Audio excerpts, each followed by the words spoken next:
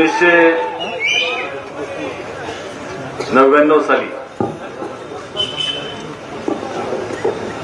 आपण अशीच एक बैठक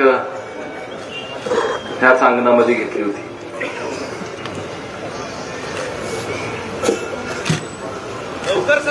आणि कदाचित मला ते निश्चित आठवत नाही, पण त्याच्या अगोदर देखील सहकार मंत्री शंकरराव मोहिते पाटील साहेबांनी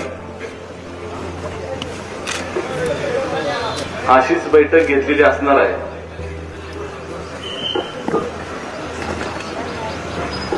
की ज्यावेळेस सहकार मंत्र्यांनी शेतकरी कामगार पक्षातून काँग्रेस पक्षामध्ये येत असताना त्यावेळेसचे महाराष्ट्राचे मुख्यमंत्री आदरणीय यशवंतराव चव्हाण साहेब आपल्या सर्वांचे शेतकऱ्यांचे नेते आदरणीय कैलासवासी वसंतदादा पाटील साहेब, कैलासवासी वसंतराव नाईक साहेब, हे सगळेजण महाराष्ट्राच्या राजकारणामध्ये असताना, समाजकारणामध्ये असताना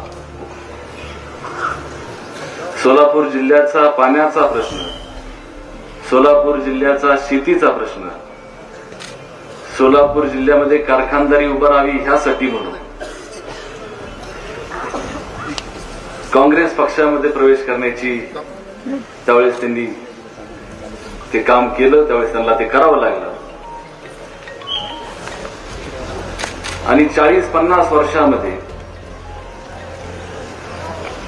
त्या अटी शर्तीवरती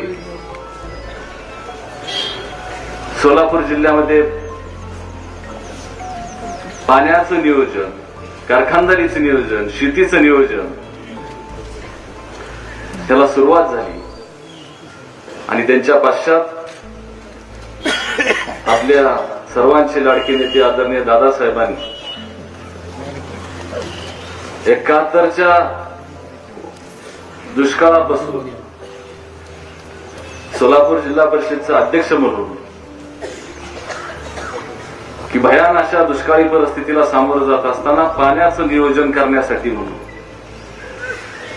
सोलापूर जिल्ह्यामध्ये कदाचित असं एकही गाव नसेल की जिथं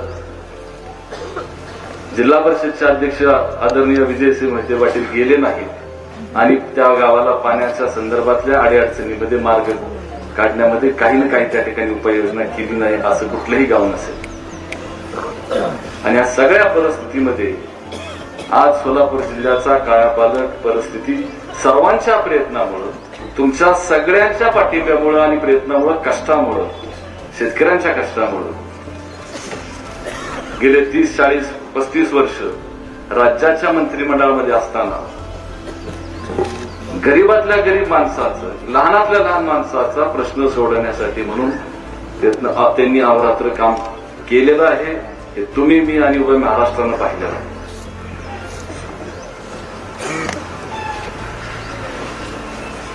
राजकारण महाराष्ट्रातल्या अनेक मान्यवरांनी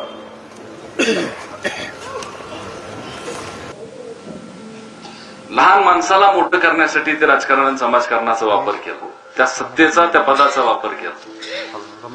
त्या गरीबातल्या गरीब माणसापर्यंत मी एका पक्षाचं नाव घेणार नाही, सर्वच पक्षामध्ये असे लोक आहेत की जे गरीब माणसासाठी म्हणून काम करतात, शेवटच्या माणसापर्यंत योजना पोहोचवण्याचं काम करतात.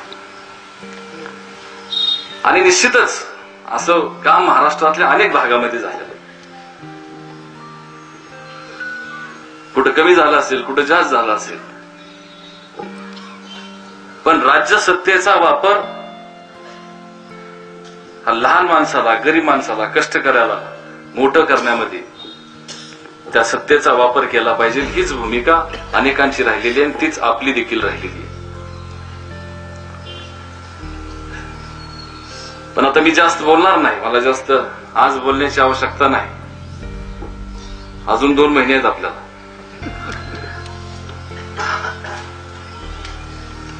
पण आज राजकारण काय चाललेलं आहे, कशा पद्धतीने होत आहे हे तुम्हाला माझ्यापेक्षाही चांगलं माहित आहे. माझ्यापेक्षाही जवळून तुम्ही पाहताय. तर्कवितर्क आपल्याकडे माझ्यापेक्षाही जास्त आहेत.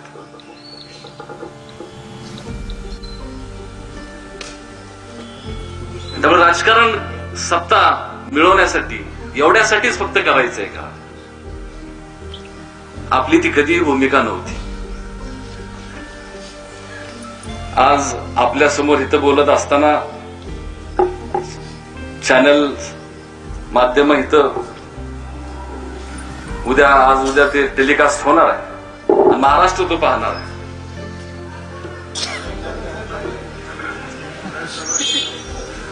आणि मी वडील म्हणून म्हणणार नाही, मी वडील म्हणून मुलगा म्हणून इथं भाषण करत नाही. किंबहुना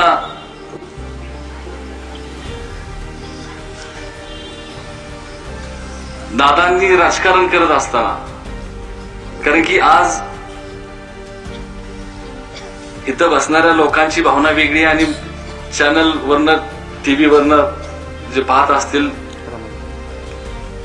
की हे मुलगा राजकारण, वडिलांनी मुलाला राजकारण द्यायचं, वारसदार ठरवायचा, ह्यासाठी म्हणून हे राजकारण किंवा ही सभा नाही.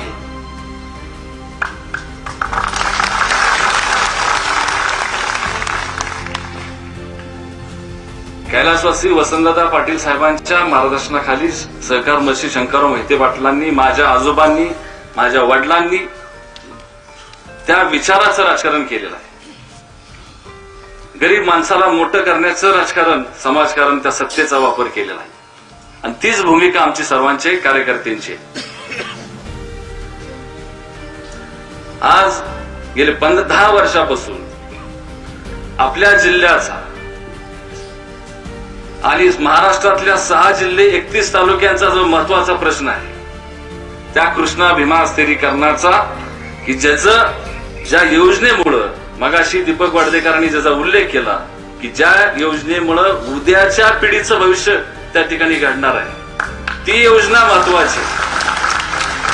सत्ता येत असते, सत्ता जात असते. सत्तेचा वापर हा त्या योजनेसाठी म्हणून, गरिबासाठी म्हणून केला पाहिजे.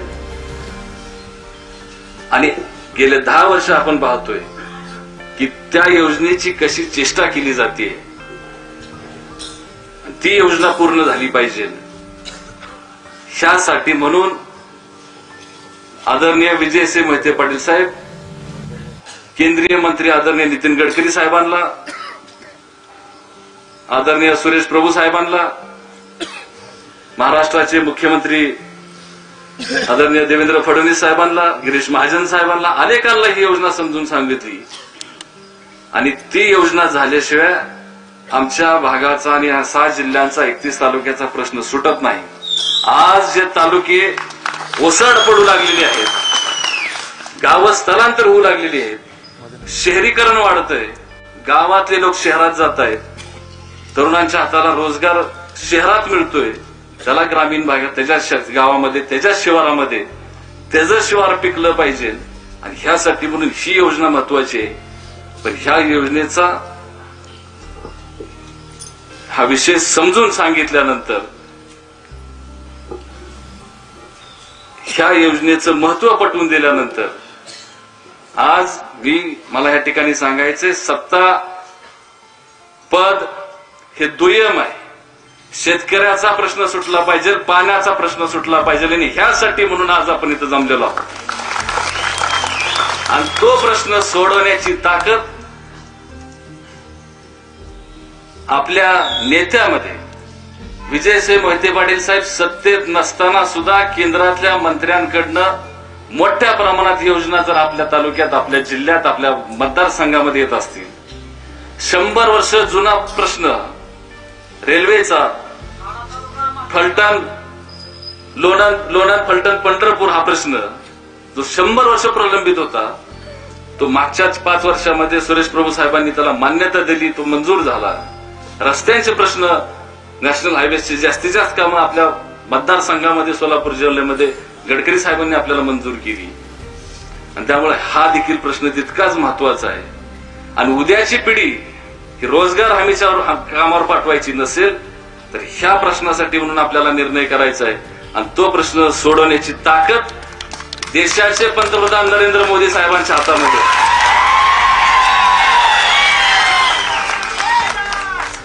नितीन गडकरी साहेबांकडे आहे.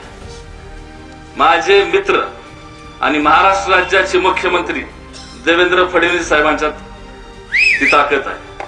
गिरीश महाजन साहेब असतील, चंद्रकांत दादा पाटील साहेब असतील, या सगळ्या मंडळींच्या बरोबर मी चर्चा केल्यानंतर, केंद्रातले नाही महाराष्ट्रातल्या नेत्यांच्या बरोबर चर्चा केल्यानंतर मला देवेंद्र फडणवीस साहेबांनी काल सांगितलं, रणजित सिंह तुम्ही निश्चिंत राहा, तुमच्या बरोबर आणि तुमच्या सगळ्या प्रश्नांच्या बरोबर आम्ही त्या ठिकाणी खांद्याला खांदा लावून तुमच्या पाठीशी उभा राहू.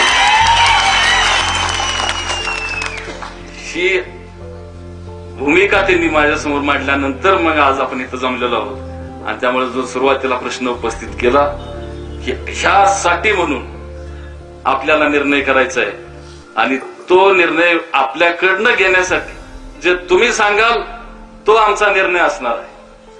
आणि त्यामुळे आपण सांगायचं की भारतीय जनता पार्टीमध्ये आपण त्या ठिकाणी प्रवेश करायचा का, हात वर करून सांगा. कॅमेरा समोर हात ना करून दादा प्लीज.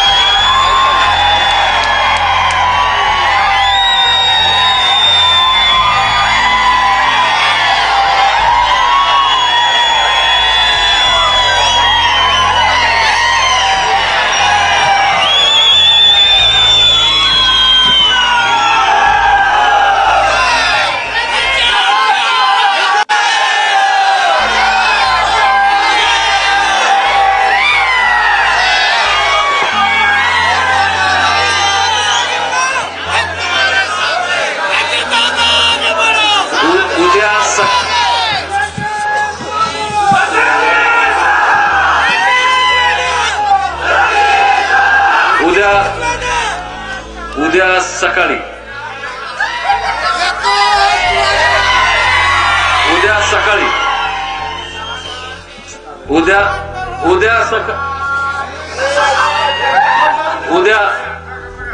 उद्या सकाळी 12:30 वाजता वानखेडे स्टेडियमच्या इथे गरवारे जिमखाना म्हणून हॉल आहे, त्या ठिकाणी आपल्याला आदरणीय देवेंद्र फडणवीस साहेबांनी,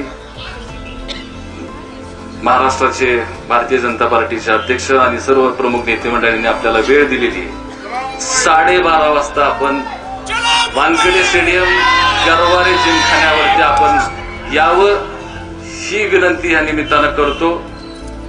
आणि आपण दिलेला आशीर्वाद, आपण हाच आशीर्वाद आपल्या सेवेसाठी म्हणून मरेपर्यंत रणजित सिंह मध्ये काम करेल एवढं नाही.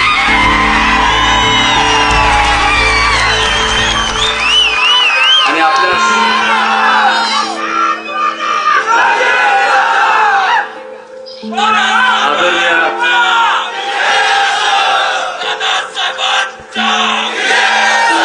आदरणीय दादासाहेबांनी, विजयसिंह मोहिते पाटील साहेबांनी आपल्याला मार्गदर्शन करावं अशी विनंती करतो.